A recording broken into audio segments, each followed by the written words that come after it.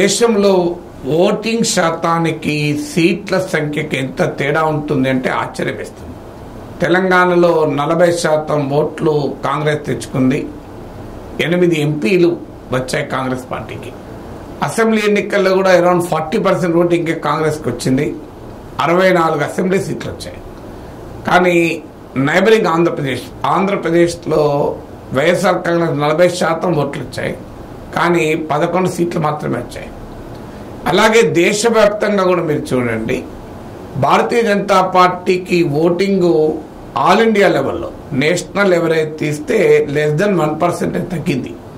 Last time 37.3% వచ్చింది బీజేపీకి, ఇప్పుడు 36.6% వచ్చింది. అంటే జస్ట్ డ్రాప్ ఆఫ్ <1%.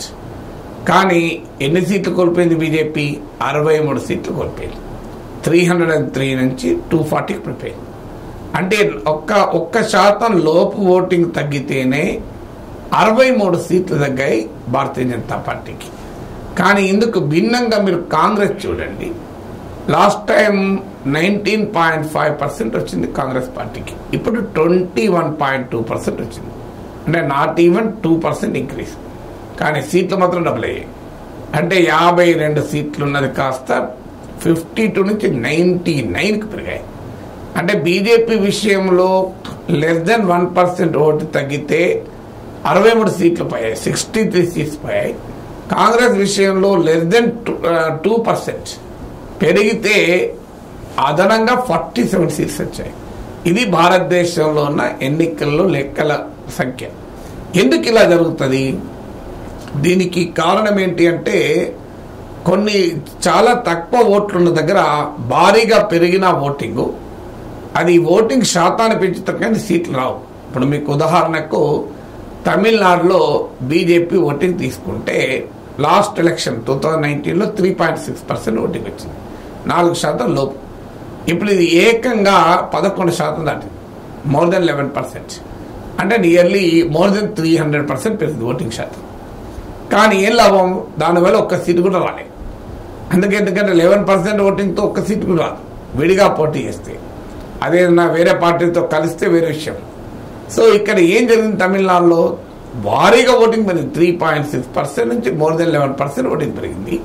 కానీ ఒక్క సీటు కూడా బీజేపీకి యాడ్ కాలే. ఇక్కడ పంజాబ్లో కూడా మీరు చూస్తే బీజేపీ ఓటింగ్ భారీగా పెరిగింది, నియర్లీ డబుల్ అయింది, మోర్ దెన్ 3 times అయింది. ఇక్కడ తమిళనాడులో, పంజాబ్లో మోర్ దెన్ డబుల్ అయింది. 9.6% ఉన్న బీజేపీ ఓటింగ్ కాస్త ఏకంగా 18.6% పెరిగింది. కానీ పంజాబ్లో ఒక్క సీటు కూడా బీజేపీకి రాలేదు.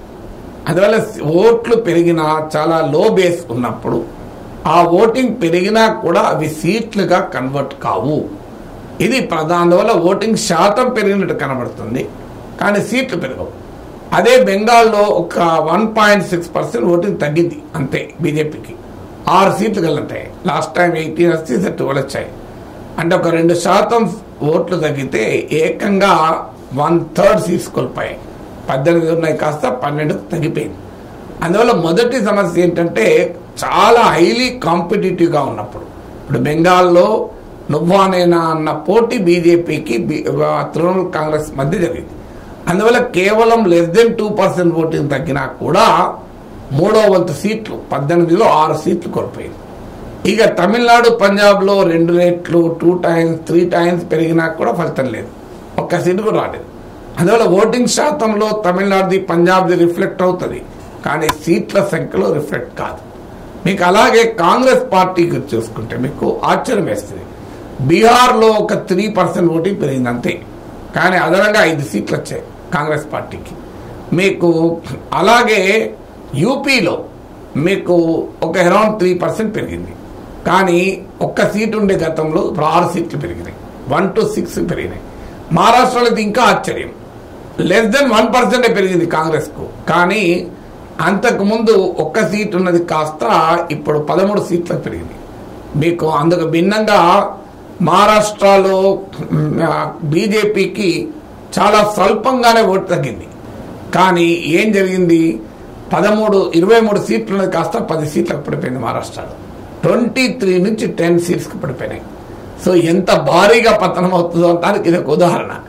మీకు అలాగే రాజస్థాన్లో కాంగ్రెస్ పార్టీకి లెస్ దెన్ 4% ఓటింగ్ పెరిగిందంతే. కానీ అంతకుముందు ఒక్క సీట్ ఎగుతూ 8 సీట్లు వచ్చాయి. అందువల్ల ఈ లెక్కలు ఏం చెప్తున్నాయంటే మన దేశంలో ఓట్లకు సీట్లకు సంబంధం ఉండదు. చాలా కాంపిటేటివ్గా ఉన్నప్పుడు 1%, 2% ఓటింగ్ తగ్గినా కూడా సీట్లు భారీగా గెలుస్తాయి. నీకు ఓట్లు చాలా తక్కువ ఉన్నాయి, అది డబుల్ అయినా ట్రిపుల్ అయినా అది నీకు అదనంగా ఒక్క సీటు కూడా అది కాదు. అందువల్ల this is the problem with the first past post system.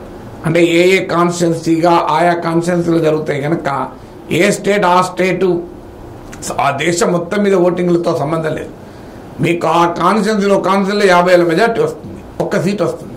ఇంకో 10 కాన్స్టిట్యున్సీలో మీరు 2,000, 3,000తో గెలిచినా కూడా 20,000, 30,000 ఉంటుంది. అందువల్ల ఆడికి మీరు లాభం ఉండదు. అక్కడ 10 సీట్లు గెలవడం ఒక ఎత్తు, ఇక్కడ ఒక సీట్ గెలవడం ఒక ఎత్తు. అందువల్ల ఈ స్టాటిస్టికల్ ప్రాబ్లం. రెండవది పోటీలో ఎంతమంది ఉన్నారన్న దాని మీద ఉంటుంది. ఇప్పుడు ఉదాహరణ తెలంగాణలో 40% ఓటింగ్ కాంగ్రెస్కి వచ్చినా 64 సీట్లు వచ్చి అధికారం వచ్చింది. కారణం బీజేపీ రూపంలో థర్డ్ ప్లేయర్ ఉండడం. థర్డ్ ప్లేయర్ బీజేపీ 14% ఓటింగ్ తెచ్చుకున్నది కనుక సో ఆ 40% ఓటింగ్తో కూడా అధికారం వచ్చింది.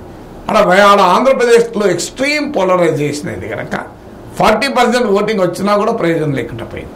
ఎందుకంటే ప్రత్యర్థులు టీడీపీ, జనసేన, బీజేపీ ఓటు ఆడపోయింది. ఎక్స్ట్రీమ్ పోలరైజేషన్ వల్ల 11 సీట్లకే పరిమితమైంది. అందువల్ల భారతదేశంలో ఓట్లు సీట్లకు చాలా తేడా ఉంటుంది. ఇంకొక ఇంట్రెస్టింగ్ పాయింట్ కూడా చెప్తాను. ఒక ఏరియాలో కాన్సన్ట్రేట్గా ఉన్నదనుకోండి పార్టీ, ఓట్లు తక్కువ వచ్చినా కూడా సీట్లు వస్తాయి. ఇప్పుడు ఉదాహరణకు తెలంగాణ ఉంది, 17 సీట్లలో నీకు 20,000, 20,000 ఓట్లు వచ్చాయనుకోండి, మొత్తం 3,40,000 ఓట్లు వస్తాయి. లేదు 17 సీట్లలో నీకు ఒక 30,000 ఎవరేజ్ ఉన్నాయనుకోండి, 5 లక్షల ఓట్లు వస్తాయి. కానీ ఒక్క సీట్ రాదు 30,000తో. అదే ఈ 5 లక్షల ఓట్లు ఒకటే కాన్స్టిట్యున్సీలు ఉన్నాయనుకోండి, అప్పుడు ఒక సీట్ వచ్చేస్తుంది. అందువల్ల కూడా ఎలక్షన్లో గెలుస్తారు. సో అందువల్ల ఓట్లకు సీట్లకు ఇంత భారీ తేడా మన దేశంలో ఉంటుంది.